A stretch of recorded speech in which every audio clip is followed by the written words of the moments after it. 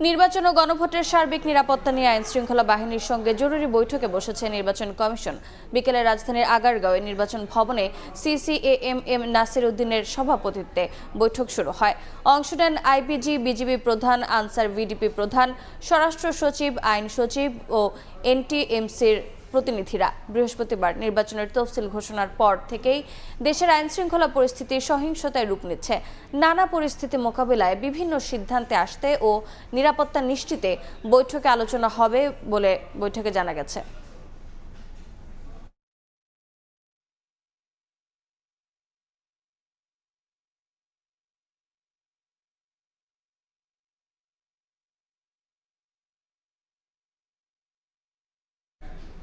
তফসিলের পর ভোটের পরিবেশ এবং আইনশৃঙ্খলা পরিস্থিতি জানতে স্বরাষ্ট্র সচিব, সশস্ত্র বাহিনীর প্রধান সহ আইনশৃঙ্খলা বাহিনীর সঙ্গে বৈঠকে বসতে যাচ্ছে নির্বাচন কমিশন। এই মুহূর্তে সেখানে আছেন সহকর্মী কাউসারা চৌধুরী কুমু। বিস্তারিত জানতে যাচ্ছি তার কাছে। তফসিলের পরদিনই নানা রকম সহিংসতার ঘটনা ঘটে। একজন সম্ভাব্য প্রার্থীও গুলিবিদ্ধ হন। বাসে আগুন দেয়া, নির্বাচন অফিসে 3টি জায়গায়, পিরোজপুর, মঠবাড়িয়া, লক্ষ্মীপুর 3টি জায়গায় নির্বাচন অফিসে আগুন দেয়া সহ নানা রকম ঘটনা ঘটে। এবং এতে করে কিন্তু কমিশন মাঝখানে শুক্র শনিবার থাকায় তারা কিন্তু একেবারেই চুপচাপ ছিলেন। তবে আজ সকালে তারা দ্রুত গতিতে একটি চিঠি ইস্যু করে, বিশেষ করে আইনশৃঙ্খলা নিরাপত্তাজনিত বিষয়টি আলোচনা করতে বিভিন্ন স্বরাষ্ট্র মন্ত্রণালয় সহ আরও কয়েকটি সংশ্লিষ্ট মন্ত্রণালয়ে তারা চিঠি দেয় দ্রুত যেন আজকে বিকেলের মধ্যে একটি বৈঠক করার জন্য। এবং ইতোমধ্যে সেই বৈঠকটি বসেছে বিকেল 4টার সময়।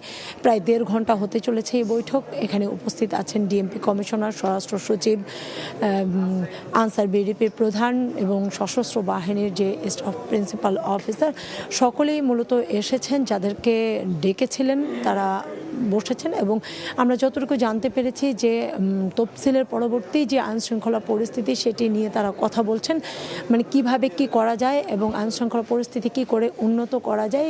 একের পর এক ঘটনা ঘটছে।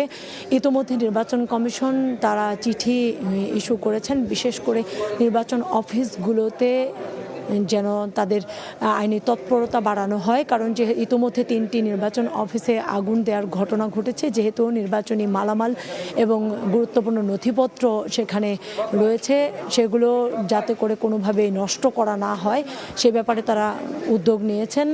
এবং দেখছেন যে কারণ ইতিমধ্যে এবং মাত্র তফসিলের 1-2 দিন পার হয়েছে, তাতেই যখন এইরকম অবস্থা, সামনে এখনও আরও দিন বাকি, পরিস্থিতি অবনতির দিকে যাচ্ছে বলে মনে করছেন। এই পরিস্থিতির অবনতি থেকে উন্নতি ঘটাতে মূলত তারা এই কমিশন সভা আয়োজন ডেকেছে, বিশেষ করে জরুরি বৈঠক ডেকেছে। এবং কি নির্দেশনা দিল এই বৈঠকে, কি নির্দেশনা আসলো সেটি কিন্তু জানার বিষয় আমরা দেখেছি। তবে এই ধরনের ঘটনার পরেও গত 2 দিন শুক্রবার এবং শনিবারে কোনো ধরনের কমিশনের তৎপরতা দেখা যায়নি। আমরা দেখছি যে ইতোমধ্যে বৈঠক শেষ হয়েছে। হয়তো কমিশন থেকে এখন জানানো হবে যে কী ধরনের সিদ্ধান্ত নিয়েছে এবং কী নির্দেশনা দিয়েছে যে কোনো আইন শৃঙ্খলা পরিস্থিতি নিয়ন্ত্রণের জন্য।